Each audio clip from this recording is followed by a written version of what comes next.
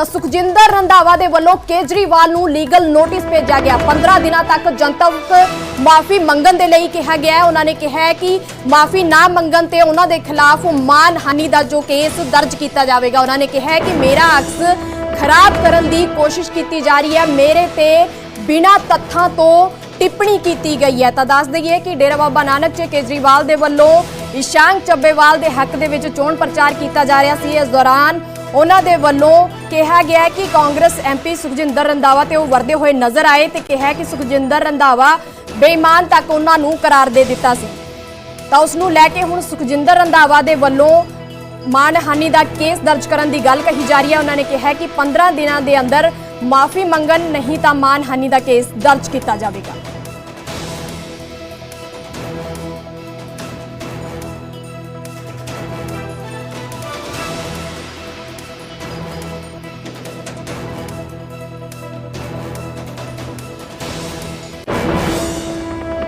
ये आने वाला चुनाव दो रंधावा के बीच का चुनाव है। एक ये ईमानदार रंधावा है और एक उनका बेईमान रंधावा है। आपको चुनना है कि आप ईमानदार रंधावा के साथ हो कि बेईमान रंधावा के साथ हो। बेईमान रंधावा आपके ऊपर पर्चे करता है, झूठे पर्चे करता है, गुंडागर्दी करता है। वो केवल अपने परिवार की सोचता है, कभी अपनी बीवी को खड़ा करता है, कभी अपने बेटे को खड़ा करता है। वो केवल अपने परिवार की सोचता है। ये ईमानदार रंधावा गुरदीप सिंह रंधावा ये पूरे डेरा बाबा नानक के लोगों को 3 लाख लोगों को अपना परिवार मानता है। इसको वोट दोगे ये आपके लिए काम करेगा। बेईमान रंधावा को वोट दोगे वो अपने परिवार के लिए काम करेगा। वो गुंडागर्दी करता है, झूठे पर्चे करता है आप लोगों के ऊपर।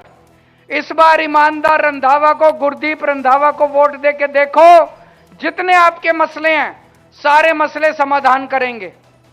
ये आने वाला चुनाव दो रंधावा के बीच का चुनाव है। एक ये ईमानदार रंधावा है और एक उनका बेईमान रंधावा है। आपको चुनना है कि आप ईमानदार रंधावा के साथ हो कि बेईमान रंधावा के साथ हो।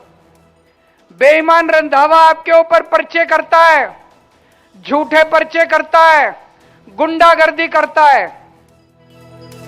ਤਾਂ ਸੁਖਜਿੰਦਰ ਰੰਧਾਵਾ ਦੇ ਵੱਲੋਂ ਕੇਜਰੀਵਾਲ ਨੂੰ ਲੀਗਲ ਨੋਟਿਸ ਭੇਜਿਆ ਗਿਆ। ਤਾਂ ਡੇਰਾ ਬਾਬਾ ਨਾਨਕ 'ਚ ਕੇਜਰੀਵਾਲ ਦੇ ਵੱਲੋਂ ਚੋਣ ਪ੍ਰਚਾਰ ਕੀਤਾ ਜਾ ਰਿਹਾ ਸੀ। ਇਸ ਦੌਰਾਨ ਉਹਨਾਂ ਦੇ ਵੱਲੋਂ ਸੁਖਜਿੰਦਰ ਰੰਧਾਵਾ ਨੂੰ ਲੈ ਕੇ ਕਈ ਬਿਆਨ ਦਿੱਤੇ ਗਏ, ਜਿਸ ਨੂੰ ਲੈ ਕੇ ਹੁਣ ਸੁਖਜਿੰਦਰ ਰੰਧਾਵਾ ਦੇ ਵੱਲੋਂ ਕੇਜਰੀਵਾਲ ਨੂੰ ਲੀਗਲ ਨੋਟਿਸ ਭੇਜਿਆ ਗਿਆ ਤੇ 15 ਦਿਨਾਂ 'ਚ ਜਨਤਕ ਮਾਫੀ ਮੰਗਣ ਦੇ ਲਈ ਕਿਹਾ ਗਿਆ। ਉਹਨਾਂ ਨੇ ਕਿਹਾ ਕਿ ਜੇਕਰ ਮਾਫੀ ਨਾ ਮੰਗੀ ਤਾਂ ਮਾਨਹਾਨੀ ਦਾ ਕੇਸ ਦਰਜ ਕੀਤਾ ਜਾਵੇਗਾ। इस वेले की वड्डी खबर सामने आ रही है कैनेडा तो अर्श डाला नूं जो है हिरासत दे विच लिया गया। 27-28 अक्तूबर नूं कैनेडा च शूट आउट होया सी। शूट आउट के दौरान अर्श डाला की गिरफ्तारी हुई है। तो सूत्रों के हवाले तो वड्डी खबर सामने आ रही है। कैनेडा सरकार के वल्लों हालांकि इसकी पुष्टि नहीं की गई है। तो पत्नी के नाल कैनेडा दे विच अर्श डाला रह रहा सी। तो कैनेडा तो यह वड्डी खबर सामने आई है कि अर्श डाला नूं हिरासत दे विच ले लिया गया। हालांकि कैनेडा की जो पुलिस है उसके वल्लों कोई भी अधिकारित जानकारी नहीं दी गई है। दस दईए कि अर्श डाला दे कई अजिहे अपराधिक मामलों के विच नाम सामने आया है। तो उसनूं जेकर गल की जाए तो बीते दिनी भी उसके 2 शूटर जो है गिरफ्तार किए गए सी खरड़ तो। ग्वालियर दे विच जो जसवंत गिल का कतल होया है ते फरीदकोट दे विच हरप्रीत का जो कतल होया तो उसनूं ਤਾਂ ਵੱਡੀ ਖਬਰ ਸਾਹਮਣੇ ਆ ਰਹੀ ਹੈ ਕਿ ਕੈਨੇਡਾ ਦੇ ਵਿੱਚ ਲੁਕਿਆ ਹੋਇਆ ਸੀ ਉਸਨੂੰ ਹੁਣ ਗ੍ਰਿਫਤਾਰ ਕੀਤਾ ਗਿਆ, ਹਿਰਾਸਤ 'ਚ ਲਿਆ ਗਿਆ। ਤਾਂ 27 ਤੋਂ 28 ਅਕਤੂਬਰ ਨੂੰ ਕੈਨੇਡਾ ਦੇ ਵਿੱਚ ਜੋ ਹੈ ਸ਼ੂਟ ਆਊਟ ਹੋਇਆ ਸੀ। ਸ਼ੂਟ ਆਊਟ ਦੇ ਦੌਰਾਨ अर्श डाला ਨੂੰ ਗ੍ਰਿਫਤਾਰ ਕੀਤਾ ਗਿਆ। ਤਾਂ ਇਹ ਵੱਡੀ ਖਬਰ ਸਾਹਮਣੇ ਆ ਰਹੀ ਹੈ।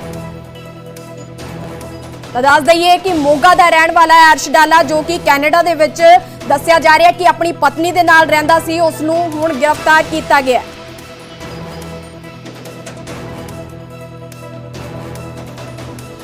तो वधेरी जानकारी दे लई मेरे नाल मेरे सहयोगी फोन लाइन ते आनंद तिवारी जुड़ गए ने। आनंद की कुछ जानकारी है इस पूरे मामले च? देखिए, जो भारत की सुरक्षा एजेंसियां हैं उससे एक बड़ी खबर सामने आ रही है। जो आतंकवादी खालिस्तानी आतंकी और गैंगस्टर है अर्श डाला, उसे कनाडा में हिरासत में लिया गया है। 27 और 28 अक्टूबर को जो जानकारी मिल रही है उससे हिरासत में लिया गया था। और इस पूरे मामले में कनाडा की जो एजेंसियां हैं उन्होंने एक प्रेस नोट भी जारी किया। हालांकि उसमें अर्श डाला के नाम का जिक्र नहीं है, लेकिन हॉल्टन रीजनल पुलिस सर्विस की तरफ से एक जानकारी ऑफिशियल सामने आई है, जिसमें बताया गया है कि बीते सोमवार को यानी 27-28 तारीख को जो मिल्टन जगह है कनाडा में, वहां पर एक गोलीबारी हुई और उस मामले में जो गुलेब पुलिस है उसने इस पूरे मामले को इन्वेस्टिगेट किया और वहां के एक निजी अस्पताल में 2 लोगों को इलाज के लिए लाया गया, जिनको बाद में डिस्चार्ज कर दिया गया। उसमें एक शख्स को गोली लगी थी और उस पूरे मामले में एक 25 साल का शख्स था, एक 28 साल का था। बताया जा रहा है कि एक्सीडेंटल फायर था और उसके बाद इस पूरे मामले की इन्वेस्टिगेशन की गई। इस घटना में जो घायल है उनके नाम कनाडा की सरकार या एजेंसी ने उजागर नहीं किए, लेकिन जो भारत की सुरक्षा एजेंसियों के सूत्र बता रहे हैं कि ये जिस शख्स को गोली लगी है वो आतंकी अर्श डाला है। ऐसे में अब सवाल ये खड़ा होता है कि कनाडा की सरकार या कनाडा की पुलिस या एजेंसी क्या इस बात को मानेंगी कि अर्श डाला को गोली लगी थी। और अगर ये चीज वो नहीं मानते हैं तो इसका एक ये मैसेज भी जाता है कि कनाडा की सरकार खालिस्तानी आतंकवादियों को अपनी धरती पे पनाह दे रही है और भारत से ये जानकारी छुपाने की कोशिश की जा रही है, क्योंकि भारत सरकार ने पहले ही कई सबूत जो है कनाडा को दे रखे हैं कि किस तरह से कनाडा में खालिस्तानी टेररिस्ट जो है वो एक्टिव हैं और अर्श डाला का पूरा डोजियर उससे रिलेटेड तमाम जानकारियां जो है पहले ही और इंटरनेशनल एजेंसियों को साझा की गई हैं। जानकारी के मुताबिक कनाडा में अर्श डाला अपनी पत्नी के साथ लंबे वक्त से रह रहा है और वहां से वो भारत के खिलाफ आतंकवादी गतिविधियों को अंजाम दे रहा है। और उसी सिलसिले में हाल ही में जो अभी मोहाली की पुलिस है उसने भी अर्श डाला के एसोसिएट्स को गिरफ्तार किया है। जी आनंद, एक सवाल ये भी है कि अगर वहाँ की जो कनाडा की जो पुलिस है वो आधिकारिक तौर पर ये जानकारी दे देती है कि यही अर्श डाला को उन्होंने गिरफ्तार किया है, तो क्या वो जो पंजाब भेजने के लिए उसे प्रोसेस शुरू करेंगे, जिस तरह से इन लोगों के बीच संबंध चल रहे हैं भारत और कनाडा के बीच? देखिए, बहुत बड़ा सवाल है और कनाडा की सरकार शायद कभी ये नहीं मानेगी, ना इस बात को स्वीकार करेगी कि अर्श डाला कनाडा में रह रहा था या कनाडा में उसे गोली लगी है, क्योंकि इससे ये सीधे संदेश जाएगा इंटरनेशनल फोरम पे कि कनाडा में आतंकवादी पनाह ले रखे हैं और वहीं से वो भारत विरोधी गतिविधियों को अंजाम दे रहे हैं। अभी हाल ही में जिस तरह से निज्जर हत्याकांड हुआ था उसके बाद काफी जो सियासत थी वो गरमाई थी और उसके बाद आरोप प्रत्यारोप के दौर भी लगे थे, लेकिन निज्जर की मौत और निज्जर की हत्या से ये बात साफ थी कि खालिस्तानी आतंकवादियों का एक कनाडा बड़ा गढ़ बन चुका है और वहां से वो भारत के खिलाफ आतंकवादी गतिविधियों को खालिस्तानी टेररिस्ट जो है वो अंजाम दे रहे हैं और उसी में अर्श डाला जो है उसका नाम अब सामने आया है। जी बिल्कुल जी, तब आनंद पूरी जानकारी के लिए शुक्रिया। तो कनाडा तो एक बड़ी खबर सामने आई है कि अतवादी अर्श डाला ਨੂੰ जो है हिरासत ਦੇ ਵਿੱਚ ਲਿਆ ਗਿਆ ਤਾਂ ਸ਼ੂਟ ਆਊਟ ਦੇ ਦੌਰਾਨ 27 ਤੋਂ 28 ਅਕਤੂਬਰ ਨੂੰ ਉਸ ਨੂੰ ਹਿਰਾਸਤ ਦੇ ਵਿੱਚ ਲਿਆ ਗਿਆ ਹੈ, ਪਰ ਉੱਥੇ ਦੀ ਜੋ ਪੁਲਿਸ ਹੈ ਉਸ ਦੇ ਵੱਲੋਂ ਕੋਈ ਵੀ ਅਧਿਕਾਰਿਤ ਅਜੇ ਜਾਣਕਾਰੀ ਨਹੀਂ ਦਿੱਤੀ ਗਈ ਹੈ। ਤਾਂ ਕੈਨੇਡਾ ਦੇ ਸਰਕਾਰ ਦੇ ਵੱਲੋਂ ਕੋਈ ਪੁਸ਼ਟੀ ਨਹੀਂ ਕੀਤੀ ਗਈ ਹੈ। ਤਾਂ ਦੱਸ ਦਈਏ ਕਿ अर्श डाला ਮੋਗਾ ਦਾ ਰਹਿਣ ਵਾਲਾ ਹੈ, ਉਹ ਆਪਣੀ ਪਤਨੀ ਦੇ ਨਾਲ ਕਾਫੀ ਲੰਬੇ ਸਮੇਂ ਤੋਂ ਜੋ ਹੈ ਕੈਨੇਡਾ ਦੇ ਵਿੱਚ ਰਹਿ ਰਿਹਾ ਸੀ।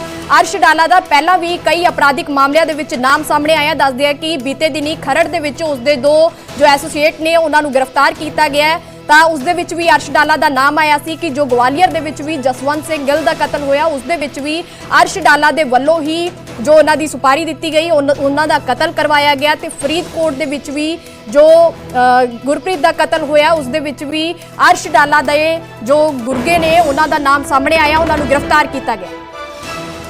ਤਾਂ ਕੈਨੇਡਾ ਤੋਂ ਇਹ ਵੱਡੀ ਖਬਰ ਸਾਹਮਣੇ ਆ ਰਹੀ ਹੈ। ਅੱਤਵਾਦੀ अर्श डाला ਨੂੰ ਜੋ ਗ੍ਰਿਫਤਾਰ ਕੀਤਾ ਗਿਆ 27 ਤੋਂ 28 ਅਕਤੂਬਰ ਨੂੰ ਕੈਨੇਡਾ ਦੇ ਵਿੱਚ ਸ਼ੂਟ ਆਊਟ ਹੋਇਆ ਸੀ। ਸ਼ੂਟ ਆਊਟ ਦੇ ਦੌਰਾਨ अर्श डाला ਦੀ ਗ੍ਰਿਫਤਾਰੀ ਹੋਈ ਹੈ। ਹਾਲਾਂਕਿ ਕੈਨੇਡਾ ਸਰਕਾਰ ਦੇ ਵੱਲੋਂ ਕੋਈ ਵੀ ਇਸ ਦੀ ਪੁਸ਼ਟੀ ਨਹੀਂ ਕੀਤੀ।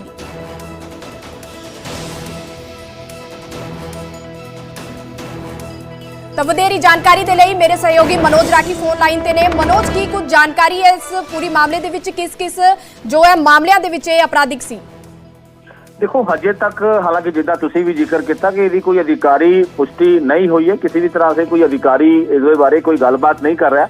ਲੇਕਿਨ ਜਿੱਦਾਂ ਤੁਸੀਂ ਜ਼ਿਕਰ ਕੀਤਾ ਕਿ अर्श डाला ਦੀ ਅਪਰਾਧਿਕ ਜੇ ਅਸੀਂ ਗੱਲ ਕਰ ਲਈਏ ਪਿਛਲੇ ਦਿਨਾਂ ਪੰਜਾਬ ਦੇ ਵਿੱਚ ਕਈ ਜਿਹੜੀ ਵਾਰਦਾਤਾਂ ਹੋਈ ਹੈ। ਹਾਲਾਂਕਿ ਅਰਸ਼ ਡੱਲਾ ਵੱਲੋਂ ਫੇਸਬੁੱਕ ਜਰੀਏ ਜਾਂ ਸੋਸ਼ਲ ਮੀਡੀਆ ਦੇ ਰਾਹੀਂ ਇਹ ਜਿਹੜੀ ਵੀ ਸ਼ੂਟਿੰਗ ਹੋਈ ਹੈ, ਜਿਹੜੀ ਸ਼ੂਟ ਹੋਇਆ ਹੈ, ਕਤਲ ਹੋਇਆ ਹੈ ਜਾਂ ਕਿਸੇ ਦੀ ਰਾਈਵਲ ਗੈਂਗ ਦੇ ਨਾਲ ਅਰਸ਼ ਡੱਲਾ ਦੇ ਜਿਹਦੇ ਦੁਸ਼ਮਣ ਸੀ ਉਹਨਾਂ ਦੀ ਜ਼ਿੰਮੇਵਾਰੀ ਵੀ ਅਰਸ਼ ਡੱਲਾ ਵੱਲੋਂ ਲਿੱਤੇ ਗਏ। ਔਰ ਪੰਜਾਬ ਦੇ ਵਿੱਚ ਕਈ, ਪੰਜਾਬ ਹੀ ਨਹੀਂ ਬਲਕਿ ਕਈ ਜਿਹੜੇ ਸਟੇਟ ਹੈ ਉੱਥੇ ਅਰਸ਼ ਡੱਲਾ ਦੇ ਖਿਲਾਫ ਮਾਮਲੇ ਦਰਜ ਹੈ। ਔਰ ਇਹਨਾਂ ਦਾ ਜਿਹੜਾ ਨੈਕਸਸ ਹੈ ਜਾਂ ਕਹਿ ਸਕਦੇ ਹਾਂ ਕਿ ਇਹਨਾਂ ਦੇ ਜਿਹੜੇ ਸ਼ੂਟਰ ਨੇ, ਇਹਨਾਂ ਦੇ ਜਿਹੜੇ ਐਸੋਸੀਏਟਸ ਨੇ, ਉਹ ਕਾਫੀ ਪੰਜਾਬ ਦੇ ਵਿੱਚ ਫੈਲੇ ਹੋਏ ਨੇ। ਆਪਣੀ ਰਾਈਵਲ ਗੈਂਗ ਨੂੰ ਲੈ ਕੇ ਜਾਂ ਹੋਰ ਜਿਹੜੇ ਇਹਨਾਂ ਦੇ ਨਾਲ ਦੁਸ਼ਮਣੀ ਹੈ ਉਹਨਾਂ ਨੂੰ ਟਾਰਗੇਟ ਜਿਹੜਾ ਉਹ ਕੀਤਾ ਜਾਂਦਾ ਹੈ। ਬੀਤੇ ਦਿਨ ਹੀ ਖਰੜ ਤੋਂ ਵੀ 2 ਸ਼ੂਟਰ ਕਾਬੂ ਕੀਤੇ ਗਏ ਸੀਗੇ, ਅਨਮੋਲਪ੍ਰੀਤ ਸਿੰਘ ਤੇ ਨਵਜੋਤ ਸਿੰਘ।